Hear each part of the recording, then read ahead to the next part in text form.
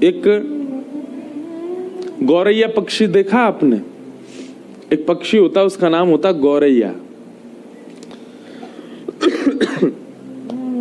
एक बड़ी सुंदर एक कथा मैंने कहीं पढ़ी थी कि गौरैया पक्षी समुद्र के तट पर एक वृक्ष पर उसका घोंसला था, वहां वो रहता था। और जो वृक्ष था वो एक मंदिर के परिसर में था, समुद्र के तट पर।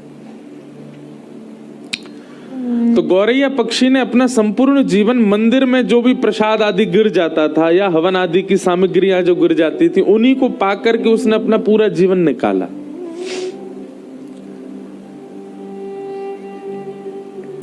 कुछ समय बाद उसके छोटे छोटे अंडे हुए घोंसले में। गौरैया पक्षी जाता मंदिर परिसर में, कहीं कोई यज्ञ हो रहा होता, किसी व्यक्ति के हाथ से प्रसाद गिर जाता या लोग बाग दाना डाल देते, तो मंदिर परिसर से इकट्ठा करके वो पाता था। छोटा सा पक्षी होता गौरैया। एक दिन ज्वार भाटा आया, प्रचंड ज्वार भाटा समुद्र में, और उस ज्वार के कारण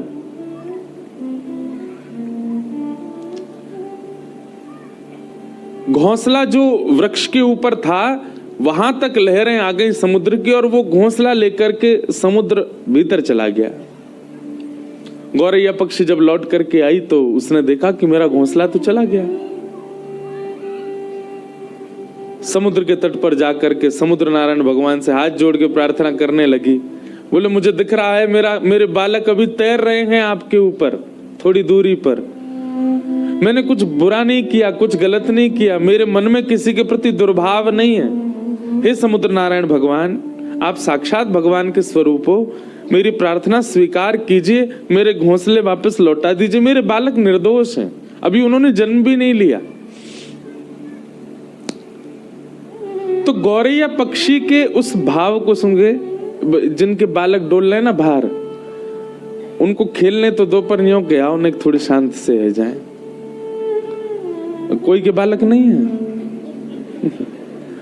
मैया तेने का ठानी मन में, बालक अपने छोड़ दिए वन में।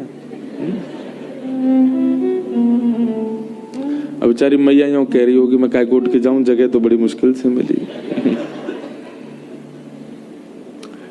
तो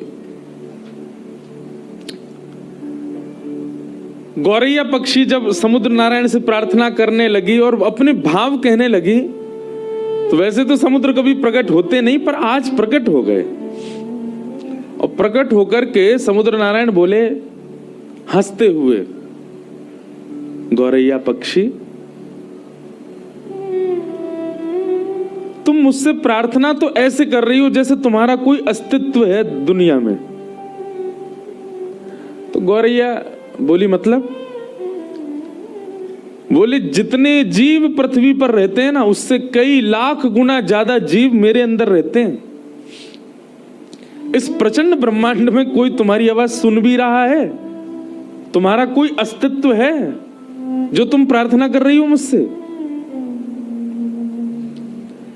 तो गौरैया पक्षी बोली, कहीं ना कहीं मेरे प्राण हैं और मैं जीवित हूं, इसका मतलब मेरा अस्तित्व है, मैं कह सकती हूं आपसे।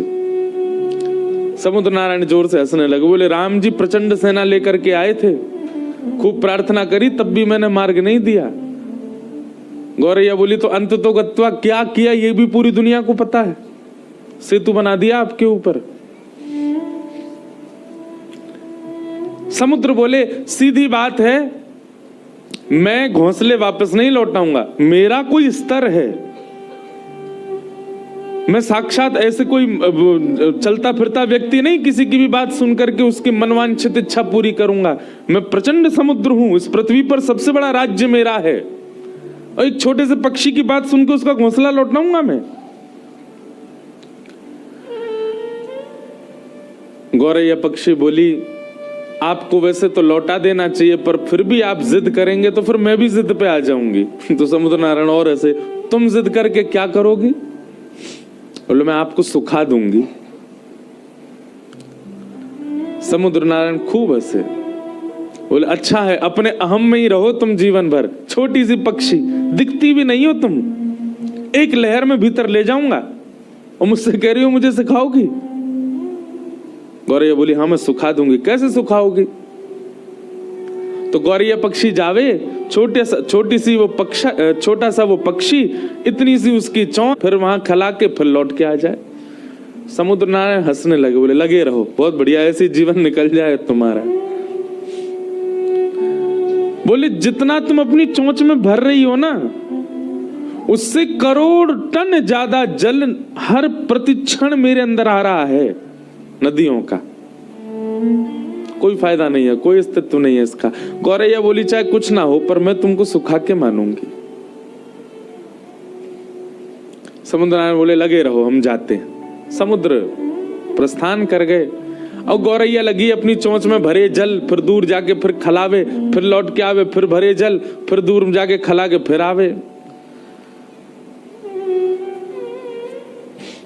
उस पक्षी को देख करके गौरैया पक्षी जो समाज था ना, सब में चर्चा होने लगी और सब आपस में सोचने लगे हमारी प्रजाति की छोटी सी पक्षी, इसने कितना बड़ा बेड़ा उठाया समुद्र को सुखाने का, जो कि असंभव है, पर अपने हक के लिए लड़ रही है। हमें इसका साथ देना चाहिए। 2-3 दिन बाद देखते देखते 1 से 2, 2 से 200, 200 से 2 लाख, 2 लाख से 2 करोड़ गौरैया पक्षी हो गए। वहां विश्व भर के जितने पक्षी थे सब आ गए, सब अपनी चोंच में समुद्र का जल भरें और जाकर के खिला दें। समुद्र और हंसने लगे, बोले वाह, कर लो आप लोग अपना प्रयास। पृथ्वी पर जितने गौरैया पक्षी हैं सब आ गए समुद्र को खिलाने के लिए, लेकिन फिर भी कोई समुद्र पर फर्क तो पड़ना नहीं था। गौरैया पक्षी के इस प्रयास को देख करके अन्य पक्षी समाज ने भी विचार किया कि हैं तो ये भी पक्षी, हम भी पक्षी, हमें इनका साथ देना चाहिए। तो तोताओं का समाज, कबूतरों का समाज और जितने भी उड़ने वाले पक्षी हैं सब अपने अपने परिवार और समाज को लेकर के आ गए और सब लगे चोंच में जल भरे और ले जाके दूर खला में। उसमें करोड़ों अरबों खरबों की तादाद में पक्षी अपनी चोंच में जल भर भर के ले जा रहे हैं और दूर खिला रहे हैं। नारद जी पृथ्वी पर आए, बोले भैया ये क्या कर रहे हो आप लोग? बोले समुद्र को सुखा रहे हैं। नारद जी भी हंस रहे, बोले ये हो सकता है कभी? कभी नहीं हो सकता। समुद्र को कोई नहीं खिला सकता, कोई नहीं सुखा सकता। तब पूरी कथा नारद जी को बताई। बोले हम जानते हैं कि हम समुद्र को नहीं सुखा सकते, पर समुद्र का अहंकार हमको तोड़ना है। हम लगे, हम भले अपने प्राण त्याग दें, पर पीछे नहीं हटेंगे, करेंगे। नारद जी ने जब पूरी बात सुनी कि इस प्रकार गौरैया पक्षी के घोंसले ले गए और फिर समुद्र ने अहंकार में कहा कि तुम्हारा कोई अस्तित्व थोड़ी है, तुम्हारे लिए मैं घोंसले वापस थोड़ी करूंगा। जब प्रकट हो ही गए थे तो दे देने थे, लेकिन समुद्र ने अभिमान किया, जिसकी वजह से सारे पक्षी लगे उसको सुखाने में। नारद जी महाराज बोले यदि मैं इनकी सहायता कर दूं तो ये काम संभव हो सकता है। नारद जी सीधे भगवान के पास नहीं गए, मन में विचार किया कि भगवान के परिकर में पक्षी कौन है। भगवान के परिकर में पक्षी हैं श्री गरुण राज, गरुण देव। गरुण जी के पास गए, बोले कि महाराज ये सारे पक्षी आपके अंश हैं और ये सब लगे आप यहां बैठ करके आनंद कर रहे हो। गरुण जी बोले मुझे समाचार तो मिला, लेकिन इससे कुछ होना नहीं है, तो क्या करें? बोले क्यों नहीं होना? तुम ब्रह्मांड नायक को अपनी पीठ पर लेकर के चलते हो, क्या समुद्र के अहम को नष्ट करने के लिए तुम कुछ करवा नहीं सकते? गरुण जी भी सोच में पड़ गए। रात्रि में ठाकुर जी के पास गए, भगवान श्रीमन नारायण पौड़े थे और गरुण जी ने जाकर के बताया इस प्रकार पक्षी समाज लगा है समुद्र को सुखाने। भगवान बोले हो तो सकता नहीं है, ये समुद्र कैसे सूखेगा? बोले ठाकुर जी आप जो चाह जाएं वो सब हो जाएगा। हम ये नहीं चाहते कि समुद्र सूखे, पर समुद्र का अहम नष्ट होना चाहिए। एक गौरैया पक्षी को उसने कैसे कह दिया कि तुम्हारा कोई अस्तित्व नहीं है? गरुण जी की बात सुनकर के ठाकुर जी भी बोले तो फिर क्या करना चाहिए बताओ? बोले नाथ आप यदि विचार मन बना लें केवल कि पक्षियों का मुझे संग करना है, अपने आप सब काम हो जाएगा। ठाकुर जी ने तुरंत अपने सुदर्शन जी को आज्ञा की, जाइए और 12 सूर्य के समान प्रकाशित होकर के समुद्र को तपाना प्रारंभ। एक सूर्य की तपन से समुद्र उड़ करके बादल बन जाता है। कहीं आकाश में 12 सूर्य 12 सूर्य प्रकट हो गए तो समुद्र को सूखने में देर नहीं लगेगी। सुदर्शन चक्र जी ने भगवान के हस्त कमल से प्रस्थान करके और इतनी द्रुत गति से अपने चक्र को घुमाया कि 12 सूर्यों के समान तेज प्रकट हो गया, और घूमने के कारण उनसे निकलने वाला जो हवा का वेग था वो इतना तीव्र था कि वो पृथ्वी को भी उछाल सकते थे। आकाश में आकर के जैसे ही सुदर्शन जी ने अपने वेग को करना प्रारंभ किया और 12 सूर्यों के समान तेज प्रकट हुआ, जो समुद्र 100 वर्षों में उड़ करके कुछ बादल बना पाता था वो क्षण भर में उड़ने लगा।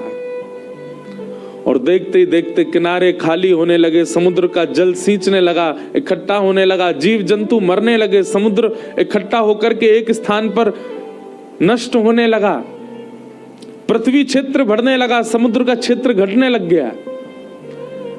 समुद्र ने जब ये स्थिति देखी स्वयं की, प्रकट हो गए, प्रकट होकर के त्राहिमाम कहकर के नारायण का स्मरण किया।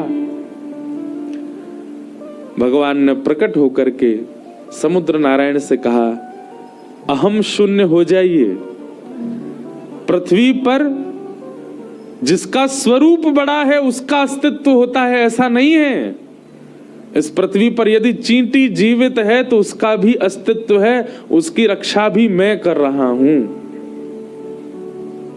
आप उसके प्रति भी ये भाव नहीं रख सकते कि उसका कोई अस्तित्व नहीं है। एक चींटी रहती है, वह भी बालकों को जन्म देती है। ठाकुर जी कहते हैं वहां भी मेरी दृष्टि जाती है, उसको भी मैं देखता हूं। इसलिए समुद्रदेव, आप अपने विकसित रूप का अभिमान मत कीजिए। गौरैया पक्षी भले ही रूप में छोटी हो, पर उसकी निष्ठा और उसका कर्तव्य इतना श्रेष्ठ है कि वो आपको सुखाने के लिए तत्पर है, और उसकी निष्ठा कर्तव्य से प्रसन्न होकर के मैं भी उसका संग दे रहा हूं। समुद्र नारायण क्षमा मांगने लगे, बोले क्षमा कर दीजिए, मैं आज के बाद आपसे निवेदन करता हूं कि मैं कभी भी इस प्रकार के अहम में नहीं रहूंगा। कोई भी कैसी भी वस्तु समुद्र के भीतर आवे, मैं सबको किनारे कर दूंगा, किसी को भी स्वीकार नहीं करूंगा। तब सब भगवान ने ही कहा कि पहले गौरैया का घोंसला लौटाओ, और फिर समुद्र नारायण जो कि इतने विशाल रूप के हैं, वे अपनी लहरों में गौरैया के उस घोंसले को लेकर के गए और गौरैया के चरणों में जाकर के अर्पित किया। सब पक्षियों के नेत्र सजल हो गए। ठाकुर जी सबकी सुनते हैं, सबकी मानते हैं, सबका भाव रखते हैं। बोलो भक्त वत्सल भगवान की।